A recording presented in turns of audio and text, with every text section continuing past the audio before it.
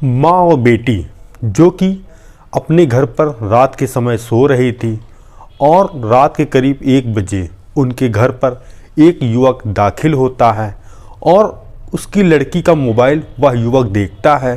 Mobile देखने के बाद वह फिर वहीं पर 2 कत्ल करता है और कत्ल करने के बाद वह फरार हो जाता है।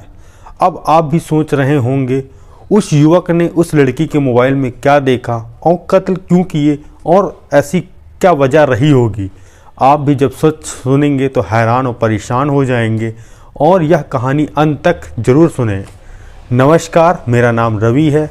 मैं आशा उम्मीद करता हूँ आप लोग बहुत अच्छे होंगे। अगर आप लोग हमारे चैनल पर नए हो तो सब्सक्राइब बेल आइकन ज़रूर दबाएं, जैसा कि आपके बीच हमारी क्राइम की कहानी पहुँचती रहे। यह सच्ची घटना है मुजफ्फरनगर का एक जो ज़िला है और उसी के पास एक थाना है जिसका नाम है बुढ़ाना थाना और उसी के अंतर्गत एक गांव आता है जो गांव है हरियाखेड़ा गांव। यहीं पर एक परिवार रहा करता था। जो परिवार के मुखिया थे उनका नाम था विजय कुमार और उनकी पत्नी मिथिलेश कुमारी और उनकी 2 बेटी थी और एक जो बड़ी बेटी थी उसका नाम था मुकेश कुमारी जिसकी उम्र 24 साल। तभी एक तारीख आती है 25 दिसंबर रात के करीब 6 बजे जो विजय कुमार जो कि काम से घर आते हैं। घर में जो माँ और बेटी 2 बेटी खाना बना के तैयार करते हैं और जो पापा सब लोग मिलकर साथ में बैठकर रात के करीब 7 बजे खाना खाते हैं। खाना खाने के साथ जो विजय कुमार होते हैं वो अपने कमरे में सोने के लिए चले जाते हैं और जो उनकी माँ होती हैं और 2 बेटी वो आंगन में खटिया डालती हैं और वहीं पर सो जाती हैं। सोने के साथ साथ रात धीरे धीरे बढ़ रही थी। बढ़ने के साथ साथ तभी 2 बजे एक युवक उनके घर में दाखिल होता है। दाखिल होने के बाद जो बड़ी बेटी थी जिसका नाम था मुकेश कुमारी, उससे वह बात संवाद करता है और उसका मोबाइल देखता है। मोबाइल देखने के बाद 2 वहाँ पे कत्ल होते हैं और कत्ल होने के बाद वह फिर फरार हो जाता है।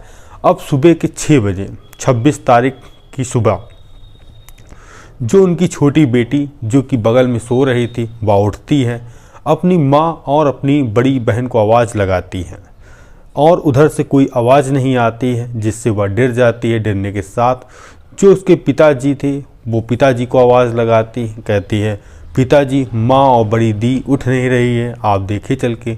अब पिताजी उस चारपाई के पास आते हैं, अपनी पत्नी का नाम लेकर बुलाते हैं मगर वह नहीं उठती हैं और अपनी बेटी को भी बुलाते हैं तब भी वह भी नहीं उठती हैं। उसके बाद हाथ की नब्ज़ देखते हैं जो कि उसकी थम चुकी थी।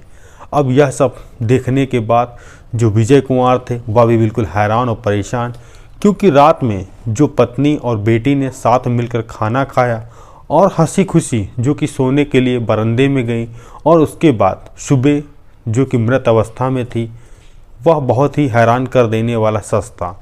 अब यह धीरे धीरे बात पूरे गांव में पता चलती है। गांव वाले लोग वहां जमावड़ा लगा लेते हैं। उसके बाद फिर यह खबर पुलिस को इत्तला की जाती है।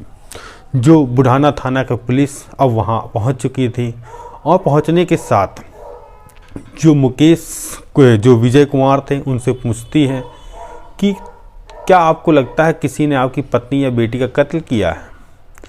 पहली बात तो वह ये सब चीज़ों से मना कर देते हैं, क्योंकि कत्ल का कोई अगर करता चाकू होती, कोई निशान होता तो ऐसा कोई चीज़ था नहीं जिससे कत्ल का कोई वजह पता लगे। पुलिस वालों ने भी सोचा क्या पता कुछ खाना में ऐसा कुछ हो जिनसे इनकी मौत हो गई हो। तभी पुलिस वाले उस बॉडी को पोस्टमार्टम के लिए भेजते हैं, माँ बेटी की बॉडी के लिए। और पुलिस वाले विजय से पूछताछ करते हैं कि कोई आपकी दुश्मनी या किसी से रंजिश वगैरह रही हो, तो विजय भी इस सब चीज़ों से इनकार कर देते हैं। अब पुलिस वाले पोस्टमार्टम की रिपोर्ट का इंतज़ार था। जो मंगलवार की रात करीब 8 बजे पोस्टमार्टम की रिपोर्ट आती है। रिपोर्ट में एक चीज़ बहुत ही हैरान कर देने वाली थी।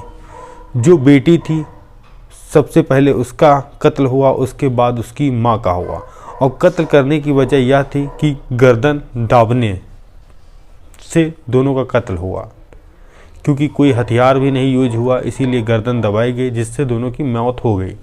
अब पुलिस वाले बहुत ही हैरान, बहुत ही परेशान कि आखिर माँ और बेटी का ऐसा दुश्मन कौन है जो इनसे बदला लेना चाहता था। अब पुलिस वाले अपनी जो वहाँ के एसपी थे जिनका नाम था सत्यनारायण, वह फॉरेंसिक टीम को वहाँ लगाते हैं और जो अपने मुखबिर थे उनको बैठालते हैं और जो उनकी सर्विलांस की टीम थी उसको बैठालते हैं। अब वहाँ पता करते हैं जिस जगह पे जहाँ जहाँ सीसीटीवी फुटेज हैं वो खंगाले जाएं, जिससे क्या पता जो अपराधी ने अपराध किया हो, क्या पता वह कहीं कैमरे में आया हो। और उसके साथ साथ जो कि उनका मोबाइल लड़की का था, मुकेश कुमारी का, वो मोबाइल भी खंगाला जाता है। तभी पुलिस को पता लगता है कि जो गांव के बगल में घर में एक कैमरा लगा है। तभी उसमें रात के 1:30 बजे एक युवक जाता उनके घर की तरफ दिख रहा है और 1 घंटा बाद वह फिर उसी युवक उसी तरफ आता है। अब पुलिस जब उस लड़के की फ़ोटो खींचते हैं और जो विजय कुमार जो कि उनको दिखाते हैं कि यह युवक कौन है जो कि आपकी घर की तरफ आ रहा है, तो जो विजय कुमार कहते हैं यह पास में रहने वाला पंकज है जो कि मेरी बेटी को बहुत पहले से परेशान कर रहा है, जिसको मैंने हिदायत भी दी और यह तब भी नहीं माना। अब विजय कुमार कहते हैं कोई हो या ना हो मगर यह लड़का ही मेरी पत्नी और मेरी बेटी का कातिल है।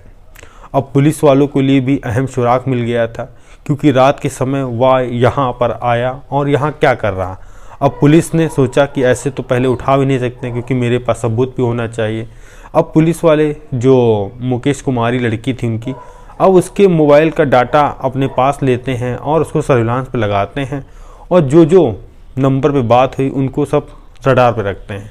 तभी रात के उस दिन 25 तारीख की रात में 3 से 4 कॉल लगी थी, जो नंबर था वो पंकज का था। अब पुलिस वाले उस युवक के नाम मुकदमा दर्ज करते हैं और जो उसका पिता था विजय कुमार वो तहरीर दे देता है, मर्डर के खिलाफ संगीन धाराओं में केस दर्ज होता है। अब पुलिस वाले तलाश में रहते हैं पंकज की। अब पंकज मिले तो पूछताछ की जाए और उससे कत्ल की वजह पता की जाए। जैसे ही पंकज का पता लगा और पुलिस दबिश देने के लिए उसके घर गई, घर में पिता के माध्यम से पता चला वह 2 दिन से घर नहीं आया है। अब पुलिस वालों ने मुखबिर बैठालने के साथ साथ 2 दिन के बाद जो कि वहाँ चौराहा था, सखावतपुर चौराहे के पास पंकज को उठा लिया। उठाने के बाद उसको थाने लेकर आते हैं। थाने लाने के बाद पूछताछ होती है। एक ऐसा वह सच खुलकर सामने बताता है जो सुनने के बाद आप भी कल्पना नहीं कर सकते हैं।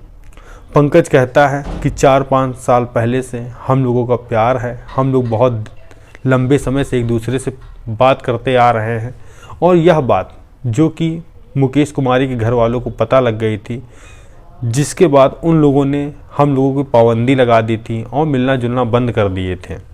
और इसके बाद मुकेश के घर वालों ने मारा भी था। मार पिटाई करने के बाद मुझे भी गाली गलौज दिया था और ना बात करने की हिदायत दी थी। उसके बाद मुकेश कुमारी ने मुझसे ब्रेकअप कर लिया और मुझसे बात करना बंद कर दिया। इसी बीच जो मुकेश कुमारी थी वह एक कंपनी में काम करने लगी। काम करने के साथ साथ जब उसको टाइम मिलता तो वह चोरी छुपे मुझसे बात कर लिया करती थी, मगर वहीं पर एक सुपरवाइज़र से वह धीरे धीरे करीब जाने लगी और वह मुझको भुलाकर उससे बात करने लगी। और जब भी मैं उसको फ़ोन मिलाता तो उसका फ़ोन बिजी आता था क्योंकि वह सुपरवाइज़र से बात करती थी और मुझे इग्नोर कर रही थी।